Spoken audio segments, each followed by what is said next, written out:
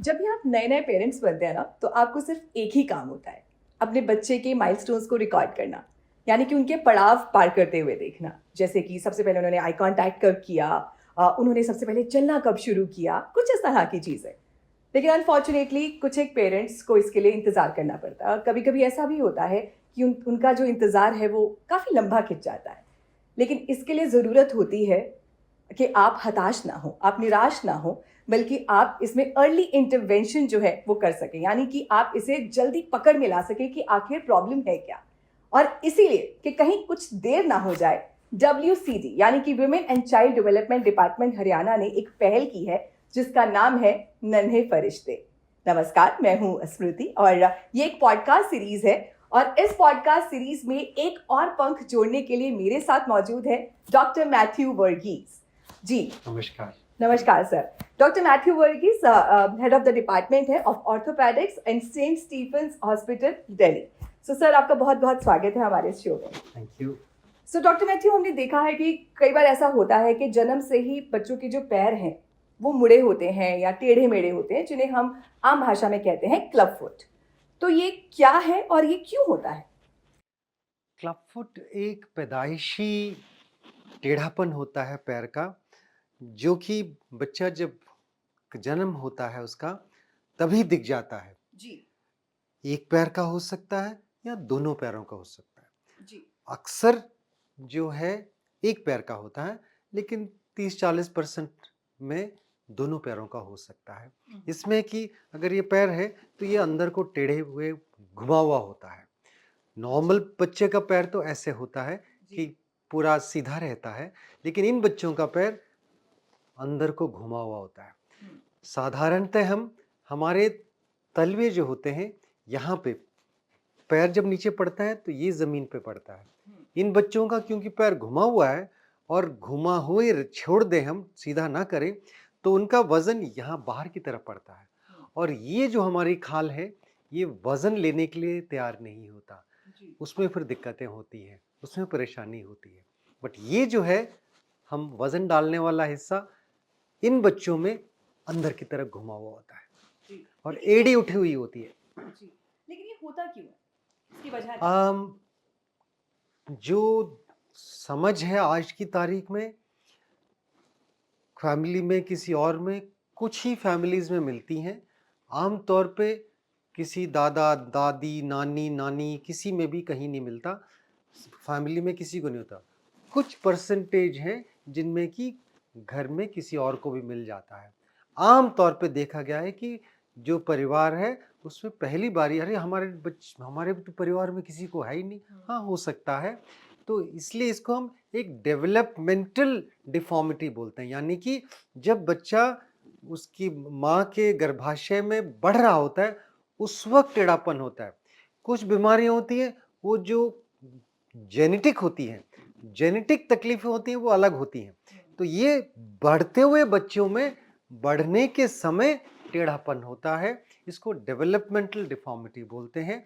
जब पैदा होते हैं तब प्रकट हो जाता है, अल्ट्रासाउंड से भी दिख सकता है, लेकिन जब पैदा होता है तब सबको दिख जाता है कि टेढ़ा है। जी। लेकिन वैसे ये हेरेडिटरी हो सकता है, जेनेटिक भी हो सकता है। जेनेटिक भी हो सकता है। अगर हेरिडिटरी है तो हम सतर्क हो जाते हैं, डॉक्टरी मुआयना ज़्यादा बारीकी से करना होता है, क्योंकि अगर बारीकी से ना करें हो सकता है कि कुछ और जो क्लब फुट देखने में 10 बच्चे हैं और 10 को हम मुआयना करेंगे, 8 में तो बिल्कुल कोई और बीमारी नहीं मिलेगी हमें, कोई और बीमारी का लक्षण, कोई और तकलीफ कुछ नहीं मिलेगा। लेकिन 2 में हो सकता है रीढ़ की हड्डी में कुछ मिल जाए हमें, 2 में हो सकता है कि कूल्हे में कोई नुक्स मिल जाए, 2 में हो सकता है कि दिल में कोई परेशानी मिल जाए, 2 में हो सकता है कि कुछ और दिमाग में परेशानी हो जाए। तो ये जो चीजें हैं बारीकी से हमें मुआयना करना पड़ता है। तो डॉक्टर जो पहली बारी देख रहा है उसकी पूरी जिम्मेदारी बनती है कि इस बच्चे को पूरी तरह से जांच पड़ताल करें। कहीं सर से जैसे क्लेफ्ट लिप, क्लेफ्ट पैलेट है, कटे कटे होंठ हैं, अगर कटे होंठ वाला बच्चा है और उसका पैर टेढ़ा है तो उसमें कई चीजें और देखनी होती हैं। तो इन बच्चों को जो जेनेटिक और ऐसे जो होते हैं जिनको और बीमारियां हैं उनको हम सिंड्रोमिक क्लब फुट बोलते हैं, यानी कि इनमें और भी लक्षण हैं। ड्रोम का मतलब घर, वो घर, वो बच्चा जिसमें और भी तकलीफें हैं, इसलिए उसको हम सिंड्रोम बोलते हैं। तो सिंड्रोमिक बीमारी एक क्लब फुट, उसमें एक लक्षण हो सकता है, कई और लक्षण भी हो सकते हैं। कुछ बच्चे होते हैं जिनमें कि पैदाइशी तो पैर सीधे होते हैं, डॉक्टर साहब पैदा तो सीधा था ये, लेकिन जब 3 साल का हो गया धीरे धीरे टेढ़ा होने लग गया। वो अक्सर होता है जिनमें कि ब्रेन या स्पाइनल कॉर्ड में, हमारे रीढ़ की हड्डी की नस है, उसमें तकलीफ होती है, तो उसमें सेकेंडरी क्लब फुट हो जाता है, वो एक्वायर्ड क्लब फुट होते हैं। और भी कई बीमारियां जिसमें कि न्यूरोलॉजी से, हमारे दिमाग से, मस्तिष्क से और स्पाइनल कॉर्ड से उनका संबंध रहता है, उनमें ये टीड़े हो सकते हैं बाद में, शुरुआत में तो नहीं होते, बाद में होते हैं। तो जो क्लब फुट हम जब बोलते हैं, आम जब बोलते हैं, 80% जो है इडियोपैथिक क्लब फुट, जिसमें इडियोपैथिक शब्द हम मेडिकल साइंस में हम प्रयोग करते हैं, जिसका मतलब होता है जिसका कोई कारण नहीं है, जिसका ना जेनेटिक कारण मिला हमको, ना कोई और वातावरण से कारण मिला, अभी तक हमारी समझ उसके बारे में नहीं बनी, तब तक हम इसको इडियोपैथिक ही बोलते हैं। और कोई बीमारी इसके साथ बनानी है। तो काफी लोग इसे ना पोलियो के साथ जोड़कर भी देखते हैं कि शायद जो पोलियो में हम देखते हैं वहां पर भी यही पैर की दिक्कत होती है, तो क्लब फुट भी सेम है क्या? इन दोनों में कोई रिश्ता है? नहीं, केवल यह है कि पोलियो का बच्चा जन्म के समय नॉर्मल होता है। पोलियो का बच्चा पैरालिसिस 1-1.5 साल में उसको इन्फेक्शन की वजह से पैरालिसिस हो जाता है, उसका लकवा जैसे लग जाता है। वो एक पैर में हो सकता है, दोनों पैर में हो सकता है। और जो टेढ़ापन है तब होता है, अब जैसे रस्साकस्सी है हमारा, जो साइड ताकतवर है रस्सी अपनी तरफ खींच लेंगे, तो ऐसे ही हमारे शरीर में हर जोड़ में हमारे मांसपेशी के बीच में रस्साकस्सी चल रही होती है। वो रस्साकस्सी कंट्रोल हमारे मस्तिष्क से होती है, तो वो कंट्रोल हमें नहीं पता चलता, वो चल रहा होता है। तो अगर मेरा पैर ऐसे रखा है, वो इसलिए रखा है कि यहाँ के मसल और इन मसल के बीच में, नीचे वाले और आगे वाले ऊपर वाले मसल के बीच में रस्साकस्सी में बैलेंस है, उनमें तालमेल है, वो पैर को टेढ़ा होने से रोक देती है। पोलियो में क्योंकि मसल का पैरालाइज हो जाता है, मसल की ताकत खत्म हो जाती है, तो रस्साकस्सी में जहां अगर यहाँ का मसल खराब है तो यहाँ ताकत ज्यादा है, तो पोलियो का मरीज जो है क्लब फुट जैसे ही टेढ़ा पैर लेके आ सकता है। तो अक्सर आजकल मैं सारे हिंदुस्तान में घुमा हुआ हूँ, हर प्रांत में गया हूँ, जहां मैंने देखा है, हम सब जगह कोशिश करते हैं क्लब फुट का कोई देशी नाम है क्या। काफी गांवों में इसको पोलियो ही बोलते हैं, इसको पोलियो है, तो हम चौंक जाते हैं, छोटे बच्चे को पोलियो कैसे हो गया? पोलियो तो हमारे देश से 2011 से नहीं देख रहे हैं हम, तो पोलियो कैसे हो गया? देखते पता चलता है क्लब फुट होता है, क्योंकि वो आम भाषा में गांव में उसको पोलियो बोलते हैं, लेकिन होता क्लब फुट है। तो उनमें कोई संपर्क नहीं है, एक वायरल इन्फेक्शन से होता है, दूसरे का कारण अभी तक नहीं पता, कुछ जेनेटिक कंडीशंस है, बट वो अलग है। तो ये तो हम जानते हैं कि क्लब फुट का इलाज है, लेकिन इसका इलाज क्या है और क्या इसका कोई सही समय भी है कि आप इस वक्त करवाएंगे तो आप बिल्कुल नॉर्मल हो सकते हैं, आपका पैर बिल्कुल ठीक चल सकता है? आप विडंबना की बात यह है कि आज से एक दशक से पहले 2000 तक, 2005-10 तक भी इसका इलाज शल्य चिकित्सा से ही होता था, ऑपरेशन करना पड़ता था। तो ये ऑपरेशन कहाँ होते थे? मुश्किल ऑपरेशन होता था, क्योंकि पूरा ऊपर से नीचे तक चीरा लगाना पड़ता था बच्चे का, और पूरा पैर खोलना पड़ता था, उसके जोड़ खोलने पड़ते थे, उसको जोड़ों को बिठाना पड़ता था, बहुत बारीक ऑपरेशन होता था। मैं काफ़ी करता था किसी ज़माने में, 90 के दशक में, तब मैं करता था और पैर सीधे हो जाते थे, अच्छा लगता था। डॉक्टर आप तो भगवान है, लोग बोलते थे कि आपने तो पूरा सीधा कर दिया। तो माँ बाप को ये लगता था कि ये जो पैर इतना टेढ़ा है, इसको डॉक्टर साहब ने ऑपरेशन से जादू करके सीधा कर दिया। बारीकी होती है शल्य चिकित्सा की, जिससे हम सीधा करते हैं। लेकिन अब देखने की बात यह है कि क्या ये सीधापन सीधा रहता है? नहीं, वही कमी है ऑपरेशन की। अगर आप ऑपरेशन करेंगे तो जो मांसपेशी, जो जैसे जख्म हमारा भरता है, कट गया हाथ, यहाँ पे खाल कट गई और हमने टांके भी लगा दिए, तो टांके गायब होते हैं? नहीं होते, टांके दिखते हैं, वो निशान रहता है। क्यों? क्योंकि जो हमारी खाल जो भगवान ने हमें बना के भेजा, वो वैसी की वैसे नहीं बनती, कुछ और तरह की मांसपेशी बनती है वहाँ जो कि निशान छोड़ती है। ऐसे ही हर ऑपरेशन किया हुआ मांसपेशी वो ऐसे निशान से जख्म भरता है और ये निशान जो है हमारी हड्डी के बढ़त के साथ बराबरी नहीं रख पाती, तो हड्डी बढ़ जाती है तो बराबरी नहीं रख पाती, पैर धीरे धीरे वापस टेढ़ा हो जाता है। तो मेरे ही मरीज जिनको मैंने ऑपरेशन करा था जब मैं मेडिकल कॉलेज में था, ऑपरेशन करा, जब इस अस्पताल में आया, यहाँ मेरे को ढूंढते हुए आ गए 5 साल के बाद, तो मैंने देखा कि किसने करा था ऑपरेशन। फिर माँ देखी, बोलती डॉक्टर साहब आप ही ने करा था। तब मेरे को लगा कि अरे लॉन्ग टर्म यानी कि लंबे अरसे तक हम अगर देखते रहें बच्चों को तो पैर का टेढ़ापन ऑपरेशन के बाद होने की संभावना कहीं अधिक है। अब बगैर ऑपरेशन के एक जीनियस इग्नेशियो पोंसेटी जो स्पेनिश डॉक्टर थे, अमेरिका में आयोवा सिटी में उन्होंने काम करके 44 के साल में 1944 के साल में उन्होंने ये विधि निकाली केवल प्लास्टर से। तो क्या करते हैं हम जैसे कि हमारा जो हम माली भी आपके होते हैं, पैर टेढ़े होते हैं, पेड़ टेढ़े होते हैं, तो उनको खपच्ची बांध के धीरे धीरे सीधा कर लेते हैं। और जैसे जापानीज तरीका है जिसको हम बॉन्साई करते हैं, पैरों को ऐसी खूबसूरत टेढ़ा मेढ़ा कर देते हैं। कैसे करते हैं? सख्त तार बांध के उसको टेढ़ा करते हैं। यानी कि धीरे धीरे हमारे जो जंतु में, जीव में भी और पौधों में भी, सब में ये क्रिया हो सकता है जिसमें धीरे धीरे हम उसको सीधा भी कर सकते हैं, टेढ़ा भी कर सकते हैं। तो प्लास्टर से धीरे धीरे इन्होंने ये तरीका निकाला, बहुत खूब तरीका है जिसमें कि बगैर ऑपरेशन से जो पैर टेढ़ा अंदर को घुमा हुआ, जैसे ऐसे अंदर को घुमा हुआ है, धीरे धीरे हर बारी हम उसको पहले प्लास्टर उसको सीधा कर देते हैं, फिर थोड़ा और सीधा करते हैं, फिर थोड़ा और सीधा करते हैं, फिर थोड़ा और सीधा करते हैं। फिर जो है अंत में एक नस है यहाँ पे हमारे एड़ी के पीछे जिससे हम एड़ी उठा के चलते हैं। तो जब उठा के चलते हैं तो जब तक इसको नस को है इसको ढीला नहीं करेंगे तो एड़ी उठी ही रहेगी। तो इस विधि में पॉन्सेटी ने ये देखा कि ये नस अगर काट दिया जाए तो पैर बढ़िया सा नॉर्मल बच्चे के जैसे हो जाता है जी। अब जो है क्या 44 की विधि, आप बोलोगे 1944 की विधि यानी कि 67 साल तब और 23 साल अब, कितने साल हो गए हैं? तो तकरीबन 90 साल पुरानी विधि है। अब ये जो है अब प्रचलित होने लगी है। क्यों? क्योंकि लोगों को लगा कि ये नस नहीं काटनी चाहिए, लोगों को लगा कि ये तो तरीका नहीं है, और शल्य चिकित्सा वाली तरीका जो जादूगर से जो सीधा हो जाता है वो अच्छा है। लेकिन जो सर्जन जो कर रहा है वो ये देखता है कि उस वक्त तो सही होता है, माँ बाप भी खुश हो जाते हैं। मेरे पास आते हैं मरीज, अब एक मेरे को अभी भी याद है, आए थे पेरेंट्स, वो चंडीगढ़ से आए थे और वो उन्होंने कहा कि डॉक्टर साहब हम ऑपरेशन के लिए, हम सुना है कि आप अच्छा ऑपरेशन करते हैं। मैंने देखा, मैंने कहा मैं करता तो हूँ लेकिन मेरे को लगता है कि इसका बगैर ऑपरेशन के हो सकता है। 5 साल का बच्चा था।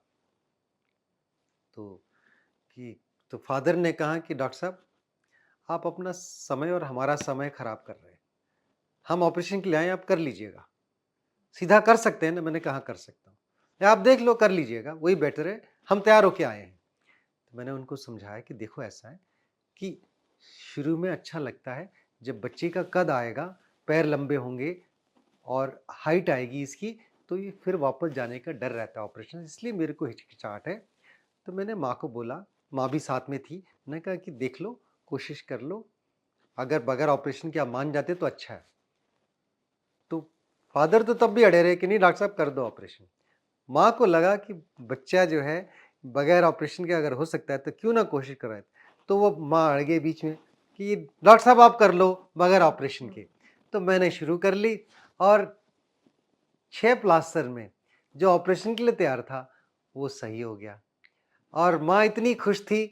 और फादर कहते डॉक्टर साहब यू आर राइट, तो आप ठीक कह रहे थे कि प्लास्टर से भी हो सकता है, बहुत बहुत धन्यवाद, आपने सीधा कर दिया बगैर ऑपरेशन। ये जो है बगैर ऑपरेशन वाली पद्धति, वो पॉन्सेटी बेचारे अपने सारी उम्र कोशिश करते रहे, उनकी भाषा अच्छी नहीं थी, स्पीच अच्छे नहीं दे सकते थे, पढ़ा नहीं अच्छे सकते थे, तो वो जो है अंग्रेजी अच्छी नहीं बोलते थे, लेकिन वो सबको सिखा नहीं पाए।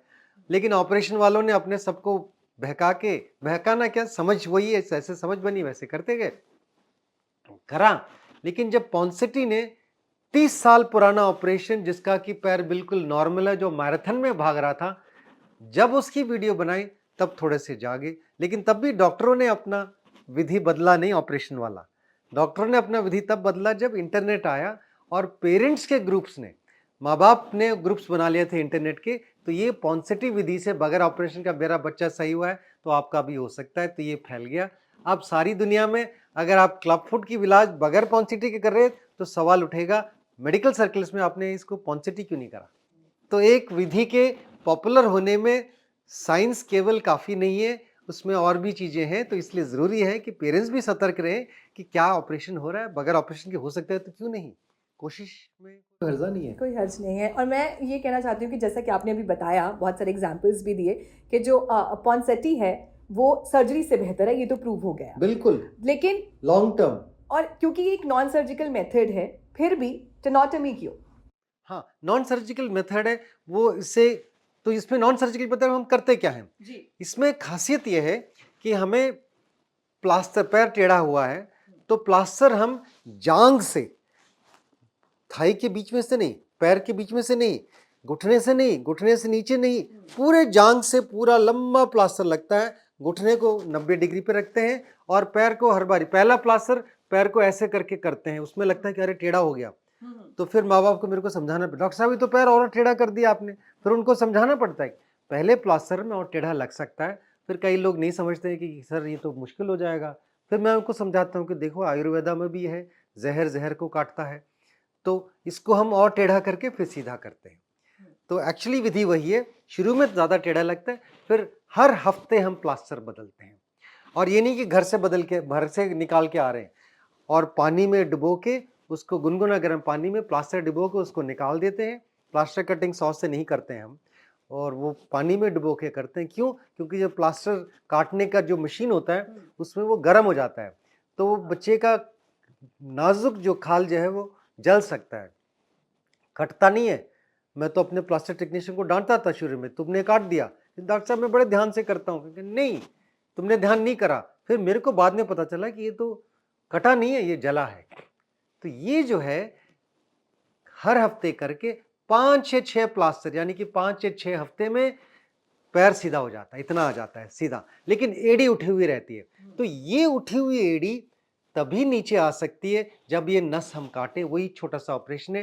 टांके भी नहीं लगते हैं, सुन करके करते हैं, बेहोश करने की जरूरत नहीं होती, सुन करके बगैर टांकों का ऑपरेशन है, जो कि ओपीडी में मैं करता हूँ। हर ऑपरेशन वाले दिन शुरू में ये करता हूँ, 4-5 बच्चों का करके फिर ऑपरेशन में जाता हूँ, और वो जो है उसके बाद प्लास्टर लगता है जो 3 हफ्ते के लिए लगता है। ये ऑपरेशन के बाद गॉज लगा देते हैं, ड्रेसिंग करके हम 3 हफ्ते का, तब तक जो है अगर बगैर एडी काटे, कुछ लोग कहते हैं ऑपरेशन मानते नहीं है, तो सर ऐसे ही ट्राई कर लो। अगर ऐसे ही ट्राई करेंगे तो ये नस ढीली नहीं होती, एडी नीचे नहीं आती, ये पंजा जो है बीच में से टूट जाता है, उसमें मिड फुट ब्रेक बोलते हैं। तो उसमें क्या होता है कि पंजा आपका ऐसा हो जाता है, ऐसे, तो वो गड़बड़ होता है, वो बाद में बहुत दर्द करता है और उसको ठीक करना बड़ा मुश्किल हो जाता है।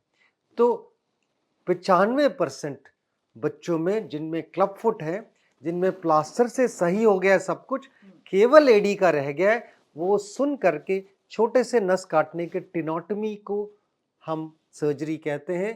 टांका भी नहीं है और बाद में ये दिखता भी नहीं है, कोई और परेशानी भी नहीं होती और नॉर्मल हो जाता है। 3 हफ्ते का प्लास्टर ऑपरेशन के बाद बच्चे का।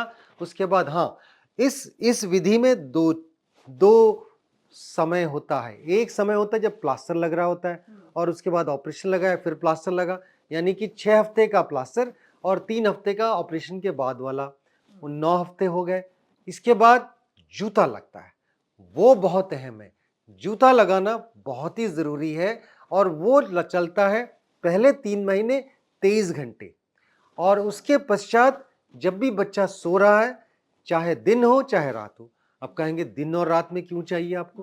क्योंकि ये बच्चों की बुद्धि जो है हम अंडर एस्टिमेट करते हैं। हम नहीं समझ नहीं है कि बच्चे बहुत बहुत अक्लमंद होते हैं, उनको जो है काफ़ी बुद्धि होती है। वो समझ जाते हैं कि रात को तो हमको बांध के डालते हैं जूते में, और दिन में जब हम सो रहे होते हैं नहीं बांधते हैं, तो वो रोते रहेंगे जब तक आप उसको उतारेंगे नहीं। अगर आप नहीं उतारेंगे तो दादी या नानी या कोई ना कोई निकाल देगा घर पे, बच्चा रो रहा है, क्यों तंग कर रखा है इसको, पैर तो सीधा है इसका।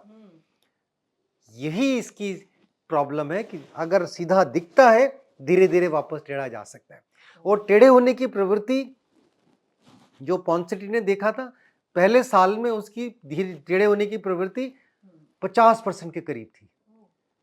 फिर धीरे धीरे उन्होंने ब्रेस का प्रोटोकॉल बढ़ाया, 2 साल करा, फिर 3 साल करा, फिर 4 साल, फिर 5 साल में भी 0% नहीं, 6-7% तब भी टेढ़े हो जाते हैं। इसलिए हम जब तक बच्चे बड़े नहीं आते, हम फॉलोअप में रखते हैं और हम इसका प्रोग्राम में इनका लगातार पहले 1 हफ्ते बाद जूता डालने के बाद, उसके बाद 6 हफ्ते बाद, उसके बाद 3 महीने बाद, हर 3 महीने 2 साल के लिए, उसके बाद हर 6 महीने 5 साल तक हम देखते रहते हैं, कहीं टेढ़ापन न हो। दोबारा आ सकता है, कुछों में आता है, कुछों में नहीं आता। अगर आता है तुरंत देख के 2-3 प्लास्टर से फिर ठीक हो जाता है। जल्दी देखेंगे तो अगर टेढ़ा करके आते हैं, अब कोविड में कई बच्चे नहीं आए, बिल्कुल टेढ़ा करके वापस आ गए, फिर नए तरीके से पूरा करना पड़ता है, उसमें पूरा नहीं आता, नॉर्मल हो जाता है बच्चा। हमारा फुटबॉल टीम है, क्लब फुट के इलाज करे हुए बच्चों का फुटबॉल टीम है, जो कि जिनको क्लब फुट नहीं था उन बच्चों के साथ खेलते हैं, उनको अंदाजा भी नहीं होता कि अच्छा हमारा, जब बच्चों को माँ बाप के माँ सबसे ज्यादा परेशान होती है, मेरा बच्चा चलेगा नहीं चलेगा।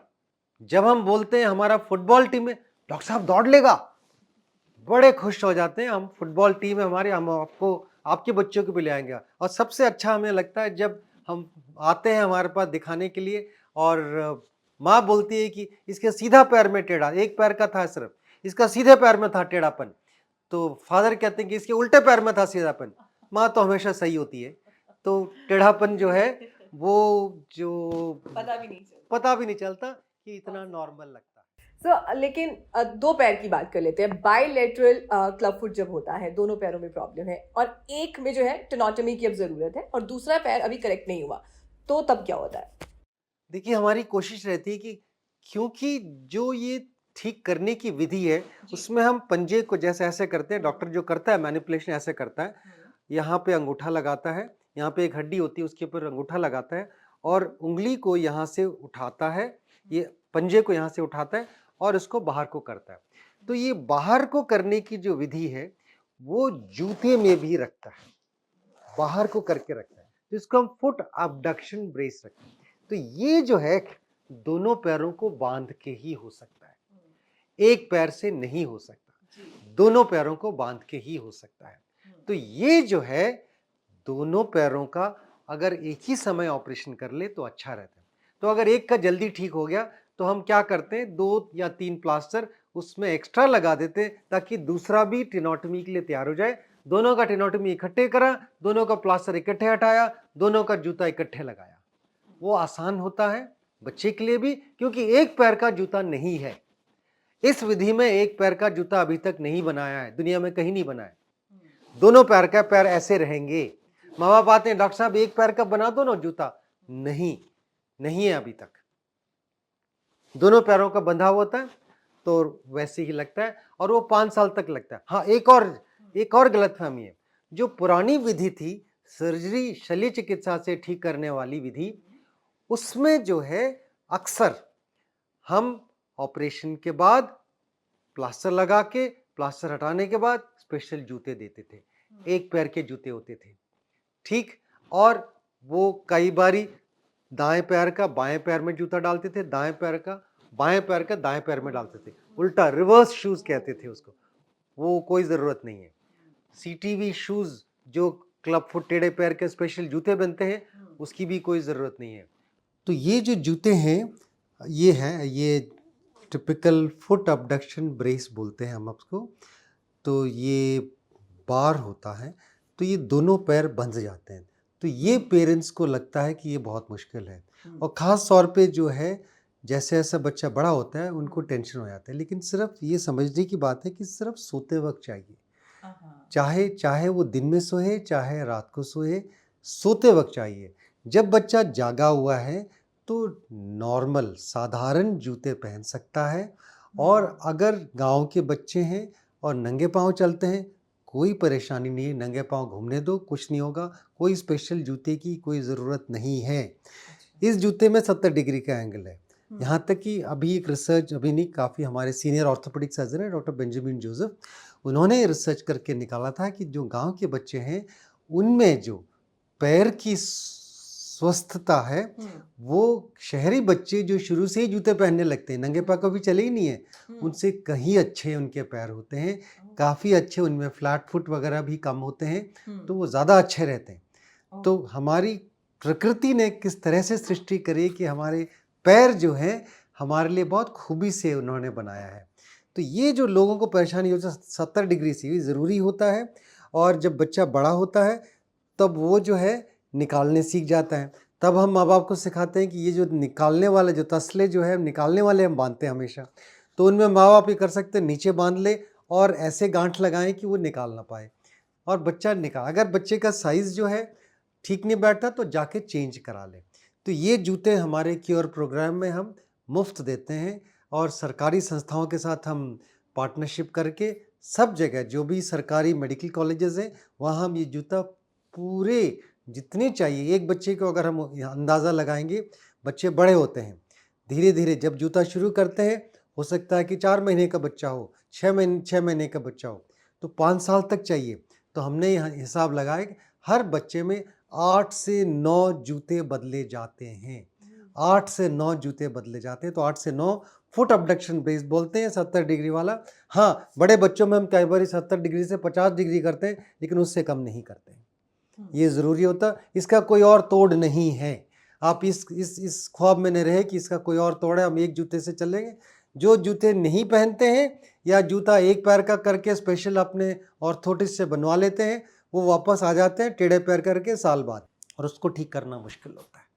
इसलिए समझना ज़रूरी है कि ये उतनी अहम चीज़ है जितनी आपने शुरू में डॉक्टर से प्लास्टर और जो टेनोटमी वाला ऑपरेशन कराया, उतना ही अहम है इसका भी। सर, आपने क्योर इंडिया की बात की कि ये जो जूते हैं वहाँ फ्री ऑफ कॉस्ट मिलते हैं, तो वैसे ही अगर हम जनरल बात करें, सारा जो प्रोसेस है, तो क्लब फुट को दुरुस्त करने के लिए, उसे ट्रीट करने के लिए कितना का खर्चा आ जाता है? काफ़ी खर्चा आ सकता है। मेरे पास बच्चे हैं जैसे महाराष्ट्र में इलाज कराए 2 लाख रुपए खर्चे उन्होंने, लेकिन तब भी पैर सीधा नहीं हुआ था, तब भी पैर सीधा नहीं हुआ, 2 लाख रुपए खर्च दिए, ऑपरेशन भी हो गया लेकिन तब भी पैर सीधा नहीं हुआ। हमने अपने पॉन्सेटी विधि से थोड़े दिनों में ठीक कर दिया। कुछ लोग प्राइवेट में पॉन्सेटी विधि करते हैं, कुछ लोग बेहोश करके कभी नहीं लगवाना, उसमें बेहोशी में बच्चे में हमेशा रिस्क रहता है। बेहोश करके जब लगाते तो बच्चे में ज़्यादा जोर लगाओगे, आप ज़्यादा जोर लगाओगे तो उसमें दोबारा वापस आने की प्रवृत्ति ज़्यादा होती है जी। पॉन्सेटी जो अपनी पूरी विधि सारी उम्र बताते रहे, 90 साल की उम्र में उनकी विधि पॉपुलर हुई थी। तो ऐसा क्यों है कि क्योर इंडिया सिर्फ गवर्नमेंट हॉस्पिटल्स के साथ ही काम करता है? देखो, हमारी ये विजन था कि गरीब जो करता है वो इसलिए करता है कि वो मजबूरी में करता है। अमीर के पास वो इधर भी जा सकता है, उधर भी जा सकता है, ये भी ले सकता है, वो भी ले सकता है। जिसके पास कोई चॉइस ना हो, जो कहीं और नहीं जा सकता, वो सरकारी में जाता है।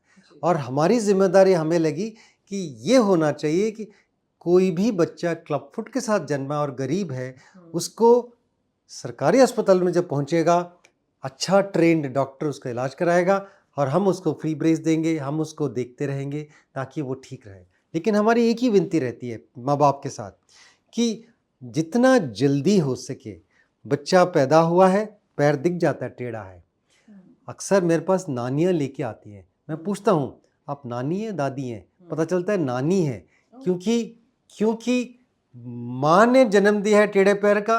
लोग सोचते हैं कि माँ की गलती है, तो बेचारी भागती है अपनी मायके भागती है, और उसकी कोई गलती नहीं है, किसी की भी गलती नहीं है। हुआ है टेढ़ा पैर, ना बाप की गलती, ना माँ की गलती, ना दादी की, ना नानी की, किसी की गलती नहीं है, बच्चे का पैर टेढ़ा हो गया। अभी तक हमें कारण भी नहीं पता, जेनेटिक रिसर्च चल रहा है, अभी तक कोई ठोस नहीं मिला है। लेकिन एक माँ को सबसे ज़्यादा ये रहता है स्टिग्मा, जिसको हम बोलते हैं कि स्टिग्मा रहता है कि मेरा बच्चा टेढ़ा पैर का है, पता नहीं चलेगा। तो जितना जल्दी लेके आएंगे उतना जल्दी वो नॉर्मल होएगा।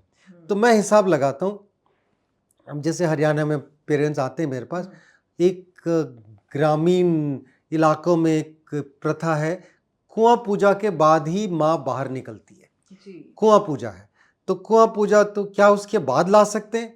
हाँ, ला सकते हैं, ऐसा नहीं है। लेकिन हमें ये देखना है कि कुआं पूजा 6 हफ्ते के बाद होता है, जितना मेरे को मालूम है। हो सकता है कि आगे पीछे भी होता होगा, मुझे मालूम नहीं। जितना मैंने सुना है, जी। पेरेंट्स से ही मैंने सुना है कुआं पूजा, मुझे नहीं मालूम था।